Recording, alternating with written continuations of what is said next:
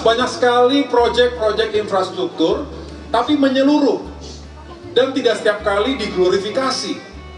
Jadi mohon maaf nih. Ada yang mengatakan zaman dulu nggak ada pembangunan infrastruktur, nyatanya banyak. Semua orang mengaku infrastruktur itu merem, di Jokowi lebih oke. Orang Madura dari Jakarta kalau mau pulang sekarang cuma 10 jam. Ya. Dulu 2 hari. Orang merem. Sekarang orang mau ke Sumatera itu nggak perlu 4 hari dan 5 hari. Mungkin maksimal 2 hari, itu dirasakan oleh orang. Di 10 tahun pemerintahan Bapak Presiden Susilo Bambang Yudhoyono telah berhasil membangun 189,2 km jalan tol. Pemerintahan Bapak Presiden Joko Widodo dalam 7 tahun kepemimpinannya telah membangun 1.540 km jalan tol.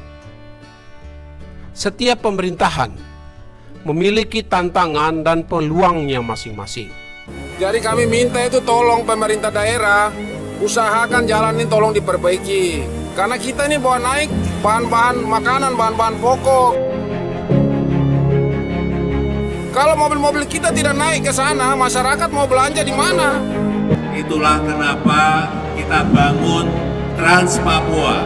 Itulah kenapa kita bangun Trans Kalimantan. Karena kita ingin saudara-saudara kita yang berada di Papua, yang berada di Kalimantan juga menikmati.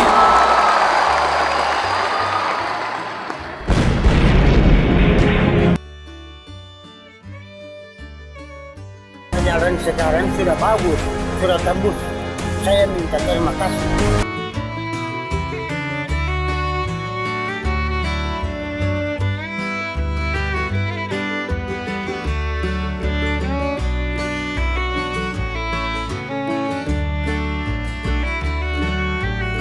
Bagaimana memastikan pembangunan ini tidak hanya terjadi atau tidak hanya fokusnya di Jawa saja, tapi juga menyebar ke Sumatera, ke Kalimantan, kemudian juga ke Papua?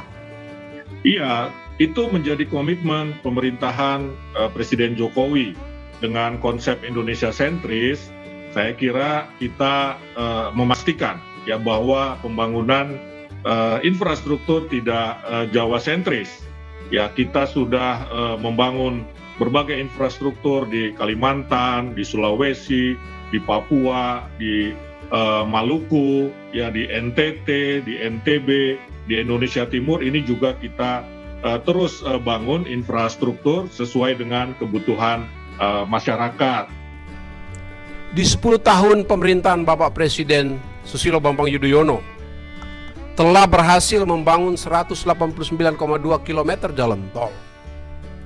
Proyek pembangunan 24 bandara, 14 bendungan, dan pembangunan infrastruktur fisik lainnya. Pemerintahan Kabinet Presiden Joko Widodo terus berusaha mengupayakan pemerataan pembangunan infrastruktur hingga ke wilayah pelosok Indonesia, serta mendorong akselerasi pembangunan di berbagai desa untuk menopang aktivitas ekonomi masyarakat di seluruh penjuru Nusantara. Dari Pak Presiden SBY membangun, Pak Presiden Joko Widodo dalam kabinetnya melakukan akselerasi pembangunan untuk memberikan kontinuitas dan keberlangsungan pembangunan nasional kita. Pemerintahan Bapak Presiden Joko Widodo dalam 7 tahun kepemimpinannya telah membangun 1.540 km jalan tol, 29 bandara, dan 9 konstruksi. Saat ini ditargetkan selesai tahun 2023, serta 12 bendungan dan 27 bendungan ditargetkan selesai di tahun 2024. Terlepas dari pandemi COVID-19 dan perubahan geopolitik strategis di wilayah Ukraina. Juga hingga saat ini, sepanjang 227.000 km jalan desa telah dibangun, yang didukung dengan 1,3 juta meter jembatan di seluruh Indonesia untuk memfasilitasi aktivitas ekonomi masyarakat. Pemerintah terus membangun infrastruktur yang memadai. 4.500 embung, 71.000 unit saluran irigasi, 62.500 unit penahan tanah, 6.100 unit tambat perahu.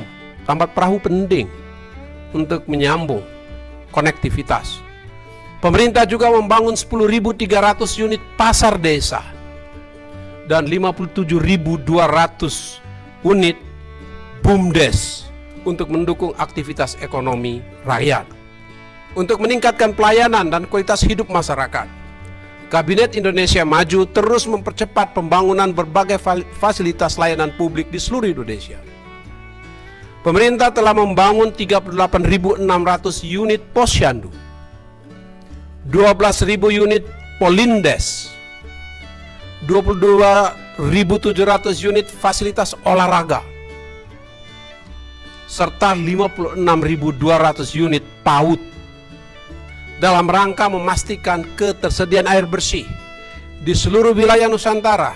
Pemerintah juga telah membangun 339.000 unit MCK,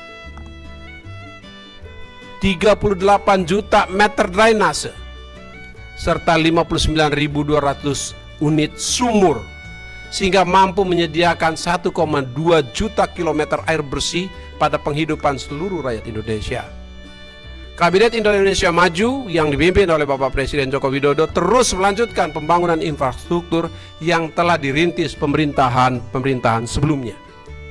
Pembangunan infrastruktur dilakukan secara akseleratif dengan tetap menjaga keseimbangan antara belanja perlindungan sosial bagi masyarakat rentan melalui berbagai program dan insentif di dalam APBN. Rekan-rekan sekalian, momentum ini menjadi pengingat dan pendorong bagi kita untuk ikut serta dalam pembangunan nasional di saat di mana dalam 7 tahun terakhir stabilitas politik terjaga dengan baik, sehingga kita bersama-sama dapat menghadapi tantangan besar yang muncul dan membangun bangsa kita, bangsa Indonesia, ke arah yang positif. Mari bersama-sama kita terus upayakan pembangunan bangsa melalui kolaborasi dan sinergi, serta terus melaksanakan pekerjaan besar pembangunan negara demi terwujudnya Indonesia maju yang berdaulat, mandiri, dan berkepribadian berlandaskan azas kita gotong royong.